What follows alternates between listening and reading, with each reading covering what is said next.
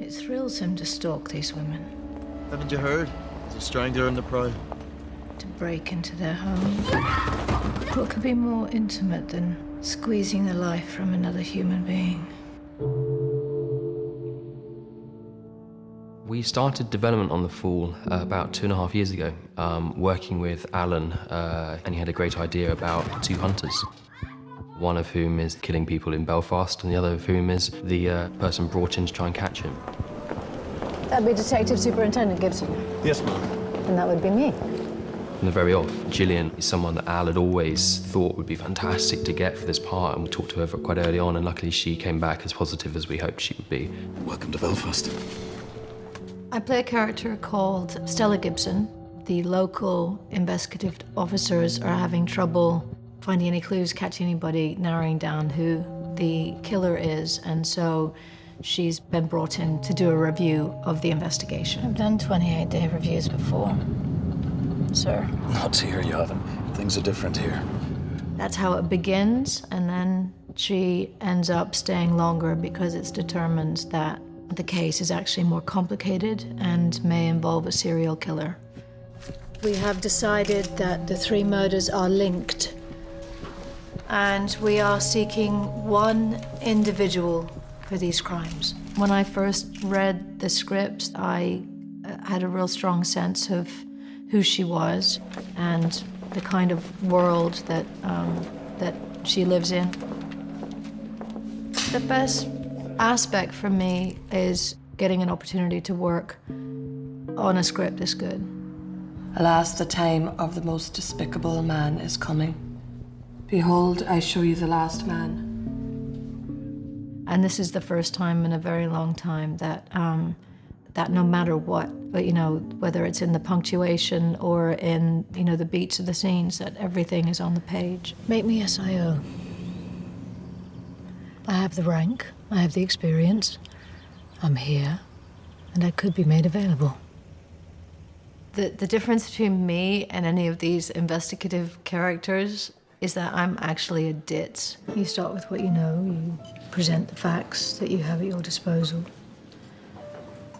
and you take it from there. I've got a horrible memory. So I think I would be a terrible investigator.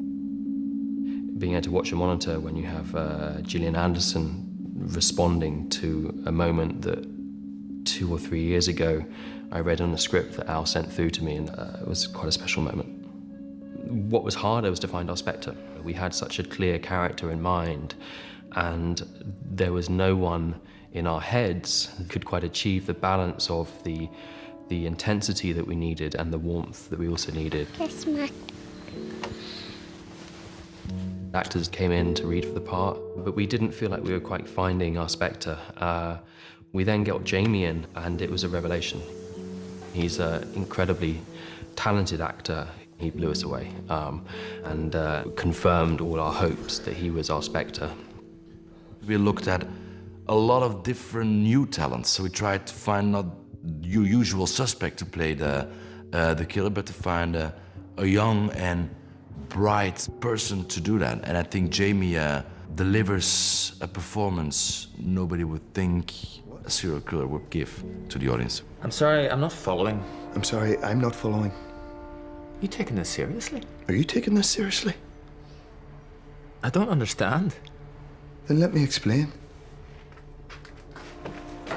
I play Paul Spector, who is quite an interesting character to play in that, you know, there's 2 very distinctive sides to him. What seems like a pretty conventional family existence. He's got a wife and 2 young kids. He's got a good job as a bereavement counsellor, so on paper everything looks pretty set and pretty normal. You look tired. Did you have a busy night? Quite busy, yeah. But he also has a different side to him, which is that he is the evil within this production. I approach him as 2 different characters. You know, there's an outfit that he wears and there's a ritual to it, and I find that really helps to become that side of him. I don't find it any harder to lock into than the family man side. It comes more naturally than I had hoped. And from there on in, when you have a cast with Gillian Anderson and Jamie Dornan in the two leads, you're off to a fantastic start. Thank you. Jakob was a fantastic bit of luck, actually. Good ingredients? We had been tracking a project of his that he had directed 2 seasons of called Code 37. He didn't have an agent at the time. Luckily, there seems to be only one Jakob Verbruggen on the internet. So I sent him a Facebook message and got a rather confused email back saying, "Is this for real?" I ended up in Belfast directing Jamie Dornan and Gillian Anderson, so it was a surprisingly fast-starting adventure, actually. Right from the off, the thing that excited us the most is he understood, I think, what we were trying to do with this guy. Only you can save me from myself. I think the story of The Fall is very intriguing. It's not just about looking for a killer, it's also getting to know the killer. Oh, gosh, you're heavy. It's a killer that lives amongst us. That doesn't look like a psychopath. It's not your average killer, it's more your friendly neighborhood killer. Even a multiple murderer can have his share of good qualities. Or a pretty face. And the other interesting part is that we have a female cop, a female lead in this man's world that has her own inner demons to fight. It's always about good and bad. The only question is, who are the bad ones? That on a McIntyre murder, like not as an accessory. The story is so layered, has so much different characters, different worlds, so every day is so different. It's a challenge, but it's also an adventure. Getting Jakob in place and the way that he moves his camera and the visual style that he brings was really exciting. You read these things in America or you know, big major cities, so feeling that was in Belfast was actually quite disturbing. This person is so everyday, he could actually be on my street. I had to go out and make sure my doors were locked, and I've never done that before. It thrills him to stalk these women, to break into their homes. This is the first project that I've filmed in Northern Ireland, and it's been an absolutely fantastic experience from start to finish. We wanted to show a city that has changed and is on the up, and is very different from that city that we perhaps all knew from those years ago.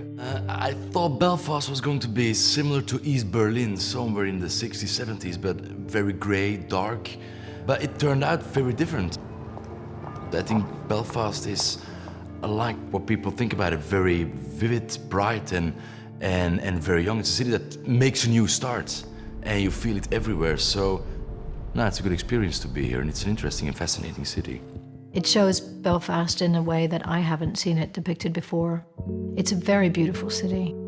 You know, it is a character in the series. You very much feel its presence is a very strong element of the essence of the series. And that's different from what you might get if you were shooting in London.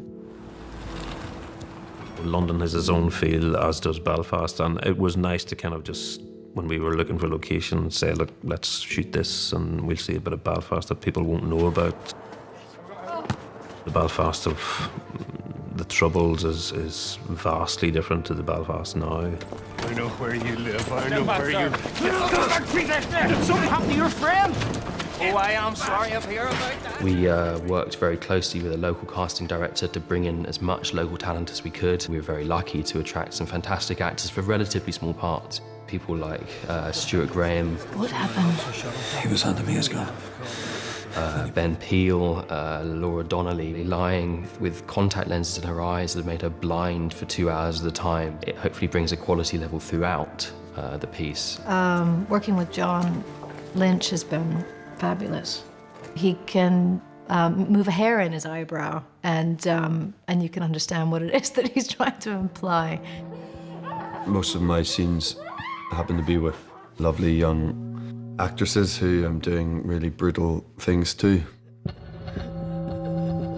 I apologise at the start of the day for everything that we do today.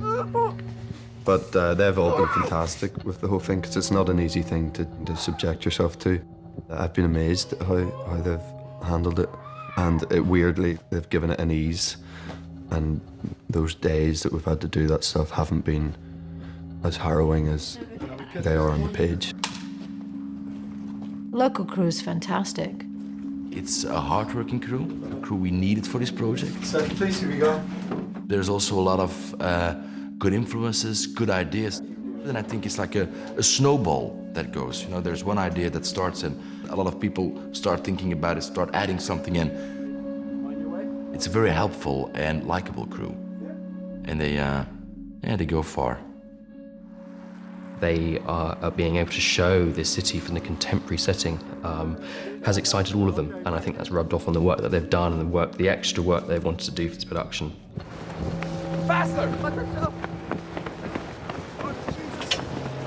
When I've seen our crew be filming at the top of a quarry when a blizzard has moved in and hail is coming down at 45 degrees, and there's just a great attitude of wanting to get the shot. They work really hard, but also it's fun. It's had such a fantastic amount of work put in, from the research done on the scripts to the consultancy with the police and psychologists who have worked and interviewed serial killers. All of that research and all of that effort only pays off if it works on the screen and if the audience come to it.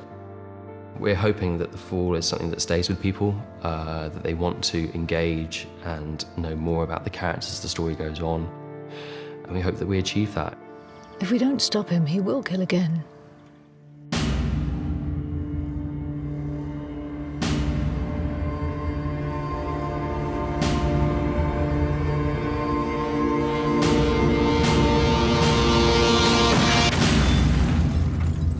Daddy,